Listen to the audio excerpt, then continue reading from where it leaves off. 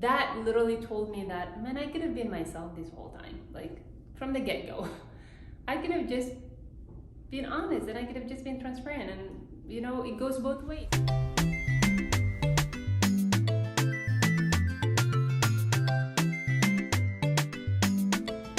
Hi friends, welcome back to my channel. If you are a new subscriber, welcome. If you are already subscribed, welcome back. So in this video, we're going to talk about what I did to get into PA school. A lot of my pre-PA mentees, actually a handful of them, have asked me, Firdosa, what did you specifically do to get into PA school? So I figured today, why not just lay it all out? Why not be super transparent and share with you guys my journey?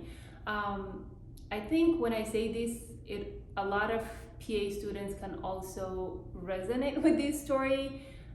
Is the fact that I didn't actually know about PA school until my senior year of undergrad. Up until then, I 100% knew I wanted to be in medicine, so I was grooming myself for medical school. So I, studied a lot to get really good grades in my sciences, working, in the hospital as a volunteer, volunteering in an outpatient clinic. So I was truly just preparing myself for medical school. I took the MCAT. So when I found out about PA school and I did some research and I realized that, oh my God, this is actually what I really want to do.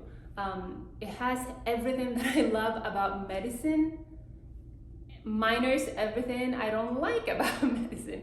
So it was not even a question. I was like, this is it. This is for me. I want to be a PA. So I had to pause. I had to see what I already have.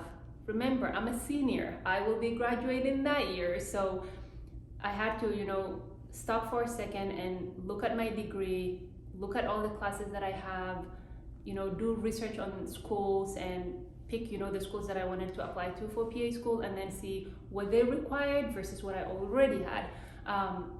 Up to this point, the good thing was my major was general science. I went to Portland State University in Portland, Oregon, and they do have a degree called general science. That's where you literally take a bunch of different classes, and I don't know how they really do it. I had a friend who, was math major, then decided to do general science and all her credits transferred. I had a friend who was biology major and then decided to do general science and all her credits transferred. So for me, I just wanted to, since remember I was planning to go to medical school, I wanted all my prereqs to go into a major. I didn't want to get a degree that was separate from the prereqs that I needed, because I just wanted to be in and out of school. So luckily, all the prereqs that I already had in my major was in line with PA school. So I had the anatomy and physiology, I had the chemistry, the biology. I think the only thing that I was missing was some schools required medical terminology, and I didn't have that. But my top school actually did not require as a prereq to get into the school, but once you get in, they will make you take an exam. So a few variations here and there, but overall my classes and my major was perfectly fine for PA school. The only thing that was a big setback was I needed hands-on patient care. To get into PA school, it's very different from medical school. I actually think it's really hard to get into PA school, because some schools will tell you 500 hours of patient care before you apply, but then they will tell you the average is 3,000 hours. And you really want to be competitive, so you want to be at that level. So I didn't have any of that. I only had volunteer work up to this point. I volunteered at a big hospital and I volunteered for a private practice. So when I, realized that, oh my God, I need these many thousands of hours, and I calculated everything that I had from my volunteer work, because I was only doing like 2 hours a week, it was still not enough. I just, talked to the outpatient clinic, the provider that I was volunteering for. I told them, hey, like I decided to go to PA school and they need hands-on patient care. I don't want to go back and get a license in medical assistant or ER tech or some certification. I told them I don't know what to do, and I need to get into PA school next year, because I already have to take a gap year to get my hours. And he was like, well, you already volunteer here, you already know everything, you already do hands-on patient care here as a volunteer, why don't we just hire you? And honestly, like the best news, right? And seriously, one thing I will tell you guys is when you are really passionate about something and you really are 100% putting all your effort in, God, like in some mysterious ways, just puts people in your life that will help you accomplish that. And for me, it was this particular doctor. So when he said, we'll hire you, I was like, oh my God, when can I start? I am ready to start tomorrow.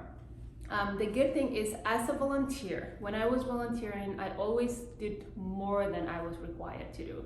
And I think that really played out to my advantage. At the time, I wasn't thinking about PA school, but I am just the type of person that wants to learn.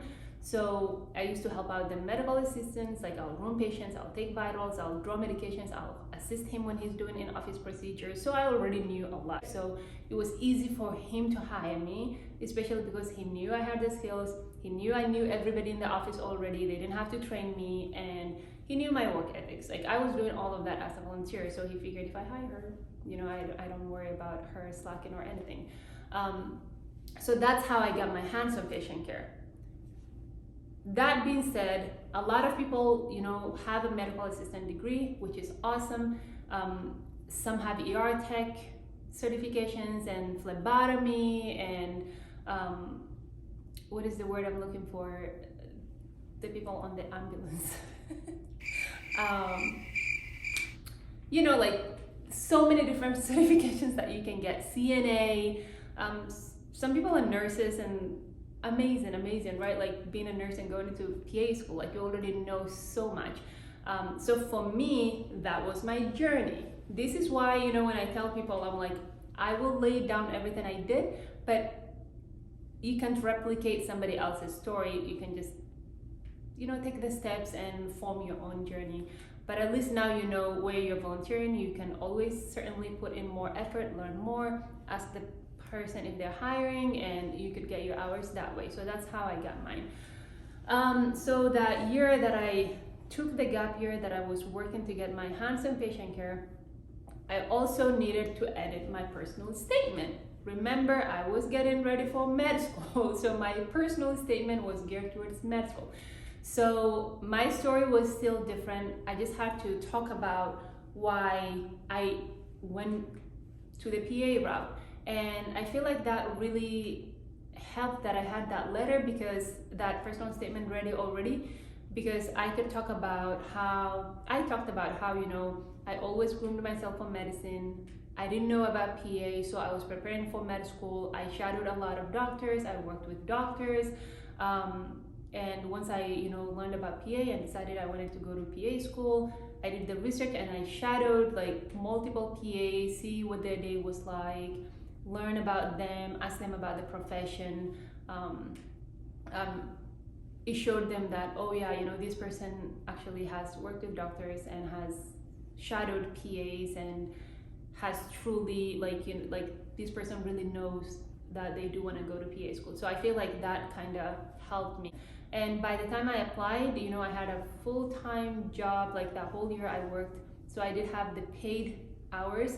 I also had the volunteer hours. Remember, I volunteered before I got hired. I also volunteered at a big hospital, emergency department and surgery department. So I talked about that. I volunteered as a babysitter. I actually mentioned that. I put that in my CASPA.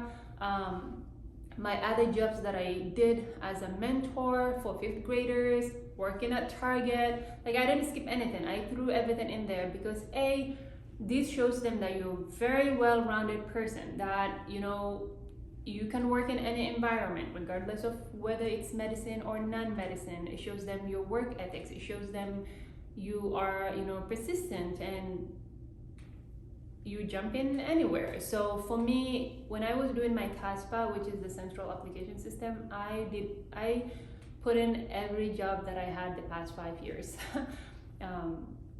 So you can go ahead and do that.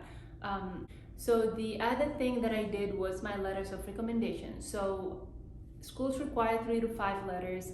I had 3. One of them was from the doctor that hired me, because he knew me really well. I volunteered for him like for 4 years before I started working for him.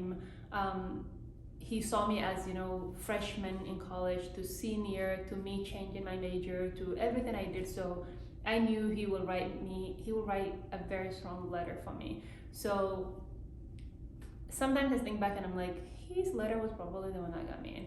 But I don't know, he could be from the other two people that wrote it for me as well. So the point is, you choose somebody that you're 100% sure will give you a very strong letter. So the second one was from my organic chemistry professor. I loved organic chemistry, hated general chemistry. I don't know how people love general chemistry. It was just never for me. I struggled so much in general chemistry, and OChem was my thing. Like, I loved that class. So once I was done taking the classes, I tutored students, and then I ended up becoming a workshop leader. So my OChem professor really knew me well because I was his student and then I was his assistant. So he wrote me a letter.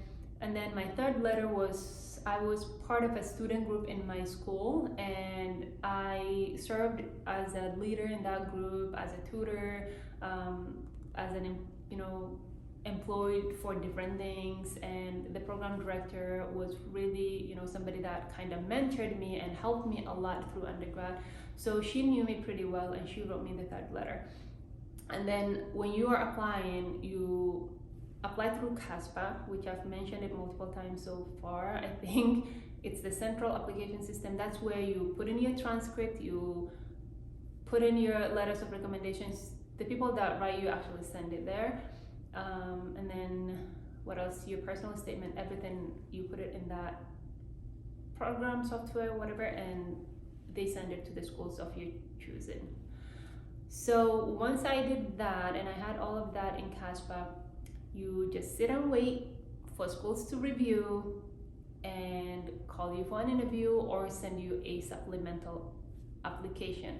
The supplemental application, 2 of my schools sent me supplemental application, and that's just extra questions for them to get to know you, like, why should we select you?